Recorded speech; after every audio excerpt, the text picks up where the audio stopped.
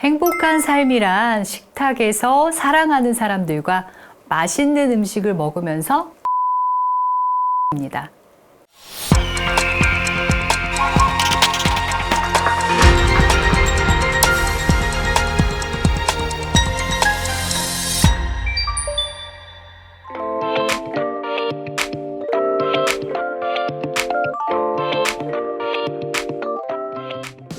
온 국민이 코로나19 바이러스로 안전에 대한 불안감이 높아졌는데요.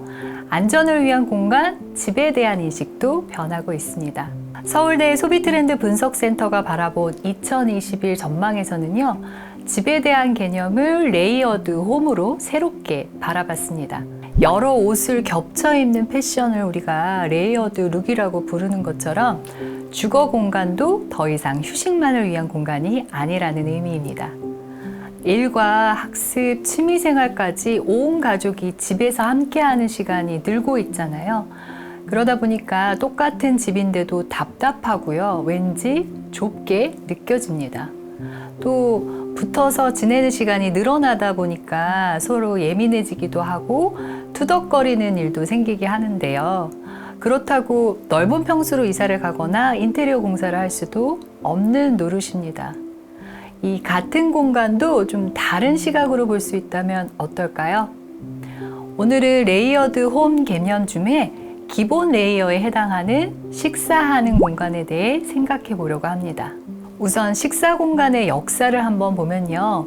아주 옛날에는 어떤 모습이었을까요? 물론 저도 직접 경험한 적은 없지만 아궁이에 장작불을 지펴서 가마솥에 밥을 지어 먹던 거 저희 사진이나 영상으로 많이 보셨죠? 집 안이 아닌 바깥에 쭈그려 이렇게 앉는 좌식 구조였거든요. 지금의 입식 구조로 바뀐 건 1960년대 이후 아파트가 들어서면서부터라고 해요. 난방이 되고 이 수도가 집 안으로 들어오면서 그제서야 저희가 허리를 펼 수 있게 된 건데요. 1970년대 이후 입식 부엌이 자리를 잡으면서 싱크대와 냉장고가 설치됐고요. 부엌이라는 단어에서 주방이라는 단어가 이때부터 사용되기 시작됐다고 합니다. 요즘은 주방이 거의 시스템화 되어 있다고 해도 과언이 아닌데요. 편리한 제품들이 정말 많잖아요. 저 어릴 때만 해도 엄마가 가스레인지는 위험하다고 함부로 못 만지게 했던 기억이 나는데요. 지금은 인덕션이나 전자레인지 또 에어프라이어가 대중화되면서 마음만 먹으면 누구나 쉽게 또 안전하게 요리할 수 있게 되었습니다. 음식을 먹고 난 후에 그 쌓이는 설거지와 음식물 쓰레기, 가정에서 서로 누가 하나 눈치 보고 그러지 않으세요? 식기세척기와 음식물 처리기가 등장하면서 뒤처리에 대한 시간과 수고로움마저도 아낄 수 있게 되었습니다. 공간적인 면에서 다시 보자면요. 과거의 그 여자들, 엄마만을 위한 공간에서 가족 구성원 전체의 공간으로 변화한 건데요.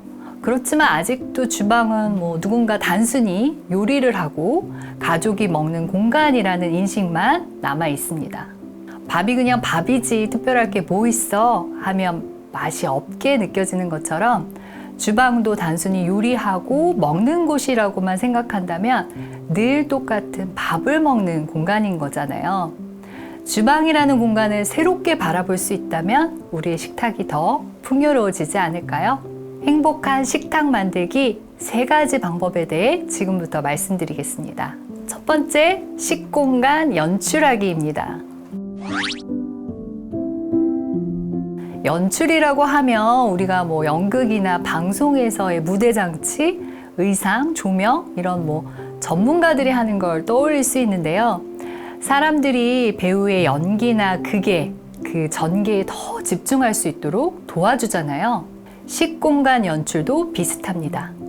더 맛있게, 더 편안하게 먹기 위해서는 분위기가 정말 중요한데요. 물론 푸드 코디네이터나 푸드 스타일리스트처럼 우리가 광고 촬영이나 드라마, 영화에서 나오는 것처럼 감각 있게 하기는 어렵겠지만요. 조금만 신경 써 본다면 집에서도 얼마든지 연출이 가능합니다. 나는 요리도 잘 못하고 꾸미는 것도 소질 없는데 하시는 분들 있으시죠? 다시 말씀드리지만 우리는 전문가는 아니잖아요. 저 역시 영양 전문가이지 요리나 테이블 세팅에는 좀 자신이 없거든요. 저처럼 감각이 없어도 조금만 노력해 보겠습니다. 먼저 식탁의 위치를 바꿔보는 거예요. 식탁이 꼭 주방에 있어야 하는 건 아니거든요. 싱크대 가까이에 있는 식탁을 거실, 밖이 내려다 보이는 베란다 앞으로만 옮겨봐도 기분 전환이 됩니다. 꽃병에 꽃이라도 꽂고 예쁜 찻잔에 커피라도 한 잔 마시게 되면 집 앞 카페에 온 듯한 기분 정도는 낼 수 있고요. 식탁보나 테이블 매트를 깔아준다든지 그릇이나 수저 세트를 바꿔보세요. 공간이 아닌 도구만 바꿔도 산뜻한 기분을 낼 수 있거든요. 그냥 밥인데 아무 걸로나 먹으면 어때? 괜히 돈을 왜 써? 이런 생각 하시는 건 아니죠? 인터넷에 좀 이렇게 검색만 잘해도 저렴한 제품들이 많이 있으니까요.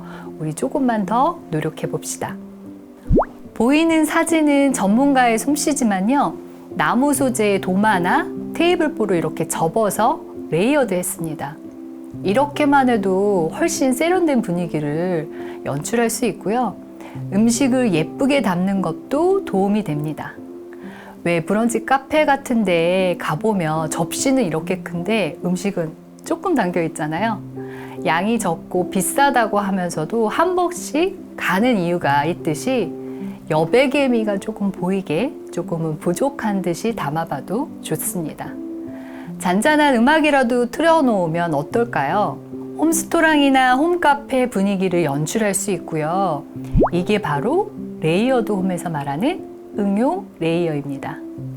여기에 하나 더 인테리어 전문가들이 가장 효과가 좋다고 추천하는 방법은 바로 조명인데요. 요즘은 적은 비용으로도 셀프로 쉽게 바꿀 수 있거든요. 그게 난 좀 번거롭다 하시면 은은한 색을 내는 스탠드 조명이나 초로도 비슷한 효과를 낼 수 있다고 합니다. 아무리 좋은 공간이라도 사람이 없다면 의미가 없겠죠. 그래서 두 번째는 사람과 연결하기입니다. 사람이 행복한 식탁을 만들어 보는 건데요. 평일에 주부만 요리를 했다면 주말에는 온 가족이 함께 요리하는 시간을 가져보는 겁니다.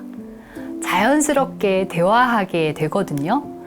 저희 집 같은 경우에는 남편과 아들이 다행히도 요리하는 걸 좋아하는데요. 분야는 좀 다릅니다. 남편은 김밥이랑 유부초밥 만드는 걸 좋아해요. 그래서 응답하라 시리즈의 그 엄마, 큰손 같거든요.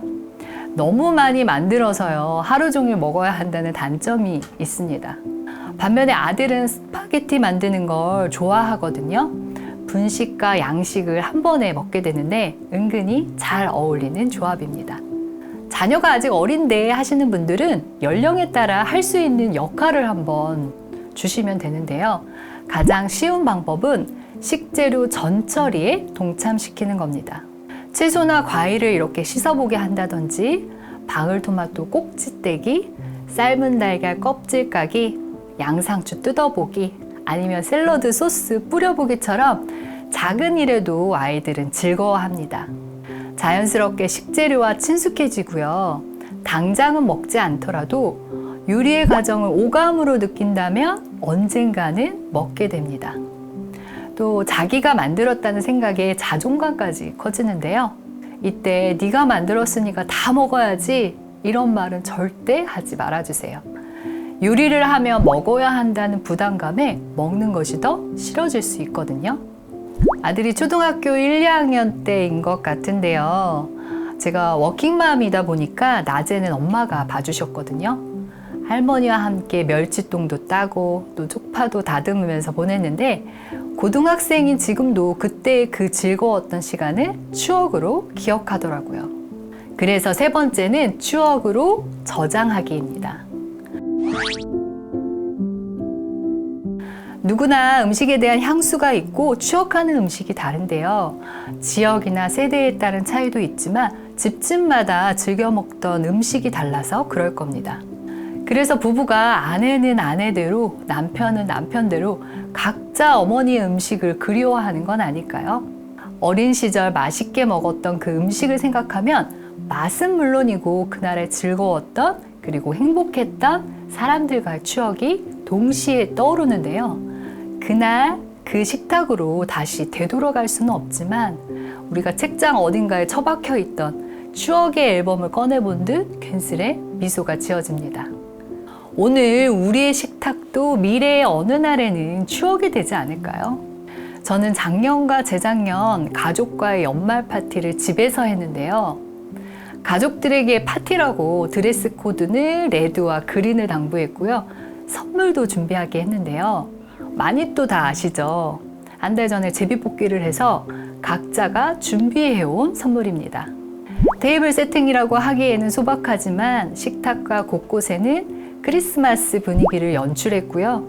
파티에 빠지면 서운한 고기, 또 맛을 더해줄 화로도 준비하고 나머지는 가족들이 각자 만들어 온 음식으로 채웠습니다. 사실 코로나 이전에는 가까운 지인들과 했던 건데요. 문득 코로나19로 부모님하고 제대로 외식도 못했는데 이벤트를 한번 마련해보자. 그래서 시작한 거거든요. 올해 8순이신 저희 아버지입니다. 평소 말씀이나 표현도 별로 없으시거든요. 저는 그 아버지의 이런 표정을 거의 처음 본 것 같아요. 이것도 사진을 찍어서 이번에 발견한 건데요. 너무 행복해 보이시지 않나요? 부모님이 너무 좋아하셔서 2년 연속으로 파티를 했습니다. 마니또 공개 후 이어지는 선물 교환식인데요. 작년에 이어 동생의 마니또가 또 형부라고 해서 한바탕 웃는 사진입니다. 선물을 하는 사람도 선물을 받는 사람도 그리고 옆에서 지켜보는 사람도 모두 행복한 시간을 보냈는데요. 사진 속의 날도 즐거웠지만 이 강의를 준비하면서 정말 오랜만에 스마트폰에 저장된 사진들을 보니까 또 행복해졌습니다. 함께 웃고 떠들면서 보냈던 시간이 생생하게 떠오르더라고요. 그러면서 왠지 모르게 가슴이 뜨거워지고 그래, 행복이 뭐 별거야. 이렇게 사랑하는 가족과 맛있는 음식을 먹으면서 보내는 그 시간, 그리고 그곳이 행복인 거지 라는 생각을 했습니다. 오늘은 식사의 정석 마지막 시간이었는데요. 어떠셨는지 제가 2가지 질문을 드릴게요. 여러분은 식탁에서 행복을 찾으셨나요? 여러분의 식탁은 누군가에게 행복을 주고 있나요? 저는 20여 년간 영양 전문가로서 자부심을 가지고 있었는데요. 이 강의를 준비하면서 반성을 많이 했습니다. 정작 제 가족에게는 영양적인 지식만 내세웠지 일상의 작은 행복은 놓치고 있었더라고요.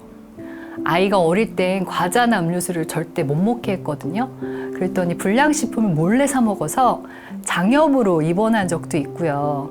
남편에게는 식탁에서 왜 이렇게 짜게 먹냐? 밥은 또 왜 이렇게 빨리 먹냐?